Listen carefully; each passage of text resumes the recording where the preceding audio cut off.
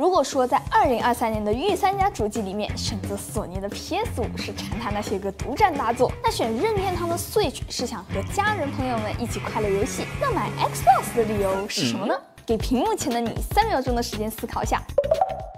是不是还真答不太上来？对多数人来说，消费这玩意儿主打一个冲动。如果买个游戏主机还要深思熟虑的话，那这玩意儿大概率不是你需要的。那对于 Xbox 而言也是这样吗？它会是一台适合入坑的好主机吗？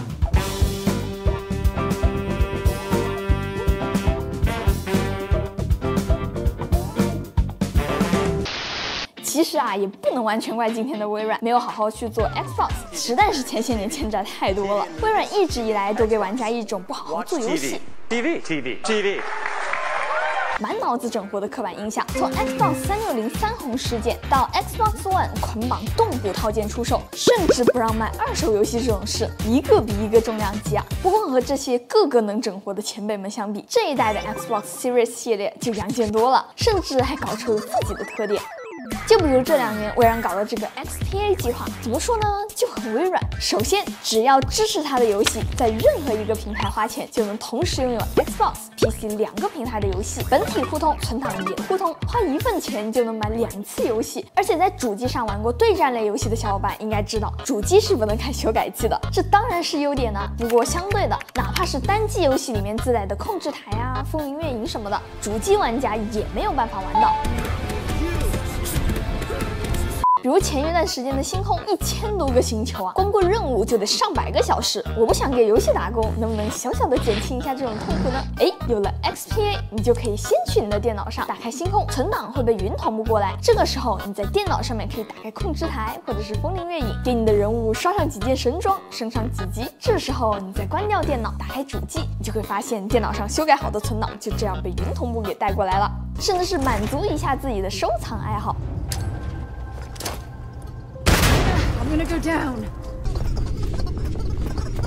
但这还不是 XPA 的终极形态，微软的云游戏也是目前体验最好的。你只要手上有一台手机，有一个 XGPU 会员，再开一个加速器，你就可以随时随地寄存云存档，启动游戏，接着游玩。比如这会儿你在客厅里面玩着星空，任务刚进行到一半，家里面人要看电视，那怎么办呢？我可等不到明天再玩。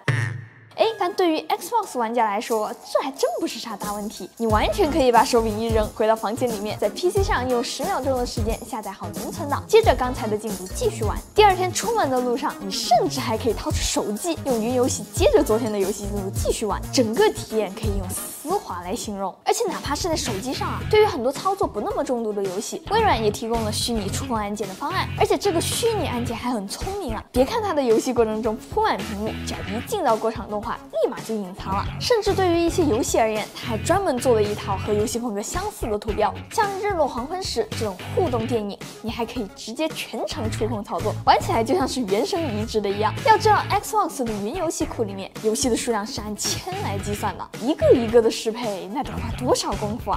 微软花钱就能搞定那没事了。Shut up and take my money。如果你想要把游戏安利给你的朋友，在 Xbox 这儿也是一件对新手门槛很低的事儿。开通 XGP 的时候，很多小伙伴也觉得很奇怪这个 XGPU 怎么比左边的 XGP 贵这么多呀？其实这里面有一个你只能在微软这儿玩到的新玩意儿，那就是云游戏。假如你是一个 PS 玩家，想要和你的朋友一起玩双人成行，因为不能跨平台，所以你只能找一个同样拥有 PS 的主机玩家，大家一起端坐在自家的主机前才能联机游玩。但到了 Xbox 这边就不用这样了，不仅是 PC就算是手机都行，甚至可以在一台 MacBook 上用云游戏的网页玩。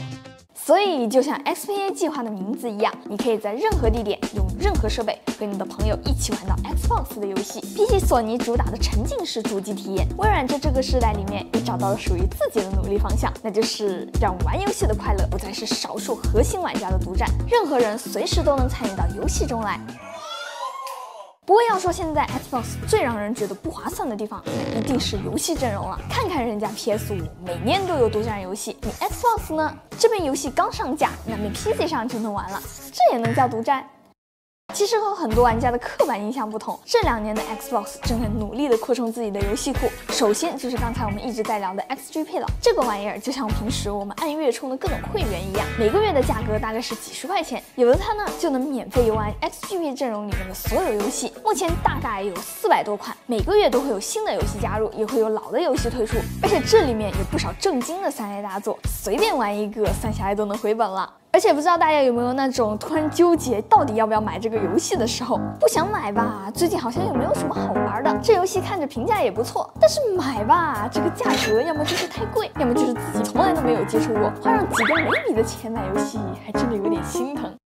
但是在 XGP 这里，这都不是问题。比如前一段时间的《匹诺曹的谎言》，这个画风我真的特别喜欢，但是它是一个类魂游戏，我又怕我买了之后打不过。来 XGP 这里一看，好家伙，首发直接免费玩，那我就不客气了。这年头对于 Xbox 来说，几乎90%的厂商都会在新作品首发的时候推出 Xbox 版本，运气好的还可以直接上 XGP 免费玩。对于绝大多数的玩家来说 ，Xbox 的游戏阵容完全是量大管饱。不过在今天用3000块钱买一台性能对标 PS5 的次世代主机，好像有点贵。那还真不一定。虽然 PS5 的价格很低，但了解的观众一定了解，买游戏机的钱那真不是大头啊！港区 PS 商店随便一个3A 大作挑出来，动辄300港币起步，贵一点的豪华版700多的也有。但 Xbox 这边每月更新的 XGP 我们暂且不提啊。对于转低价去买游戏，华生阿根廷墨西哥战士，微软也是睁一只眼闭一只眼，甚至你还能看到像比价助手这样子的小程序，点进来里面会给你列出来哪里便宜，看到哪个便宜，设置里面一点就可以了。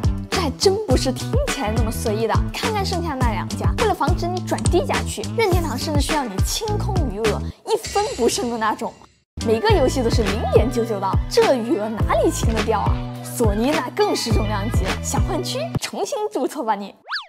聊完了系统与游戏阵容，接下来就可以分开讲一下2台机器的详细体验了。先来看一下我们的 Xbox 阵营1号选手 XSS， 便宜小巧，而且它的性价比真的很高。别看它只有1000多块钱，但很多游戏玩起来还真不凑合。像《地平线5》这种第一方大作，就能自由选择是要60帧的流畅，还是2K 的高清，甚至像《使命召唤》最近的这几作，还能有120帧来玩。不过这台机器最适合的还是玩一些体量小的独立游戏，其中一个原因是这些小游戏们本身对性能的要求就不高。比如我非常喜欢的这个平台跳跃游戏《奥日与精灵意志》，在 XSS 这儿能完美支持4K 60帧，画面和性能两手抓，属于是我全都要了。但毕竟性能摆在这儿，对于一些最近新发售的大作 ，XSS 就比较吃力了。就比如说前一段时间的星空 ，PC 平台上面的优化本来就不怎么好了，上了 XSS 之后就更费劲了，又是缩画质的，又是降分辨率的，玩起来帧数也就在一个30帧左右。那另外一个原因说出来就比较难崩了，因为这台机器装3A 大作根本就装不下几个。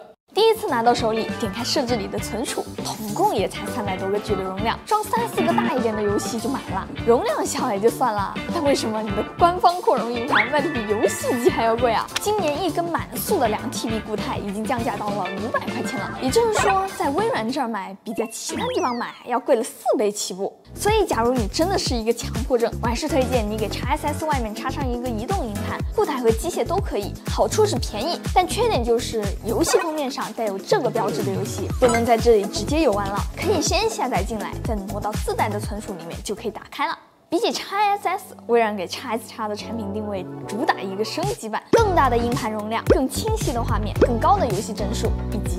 更贵的价格。但事实上，游戏玩家是算得最清楚的，在购买本世代 Xbox 的玩家里，只有1/4选择了 XSX， 剩下的玩家都是去买 XSS 的。原因嘛，只能说 XSX 性价比还不够高。举个例子，比如很多玩家都重视的游戏帧数 ，XSX 和 XSS 相比，并不能拉开太大的差距。你能流畅游玩的，我也能流畅的玩，无非就是降一点画质和分辨率。所以，假如你平时打游戏的是一台尺寸比较小的显示器，那买 XSS 的性价比就非常高了。但假如你想用你家60-70寸的4K 大电视来玩的话，XSS 就有点不够看了。这时候 XSX 的优点才能体现出来。